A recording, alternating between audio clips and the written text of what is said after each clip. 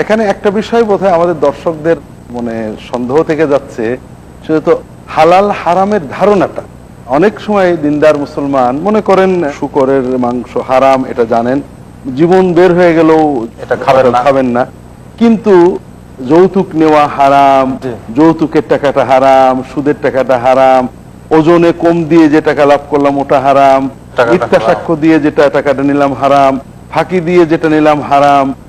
এইরকম আসলে কিন্তু হারাম বলতে মূলত অবৈধ উপার্জন এবং সকল হারামের সাথেই মূলত বান্দার হক জড়িত। আর সমাজ থেকে দুর্নীতি এবং জুলুম উচ্ছেদ করার জন্য এই হারাম খাদ্য বর্জন, হালাল খাদ্য গ্রহণের মূলনীতির উপরে আমাদের টিকে থাকলেই আমরা এটা করতে সক্ষম হব।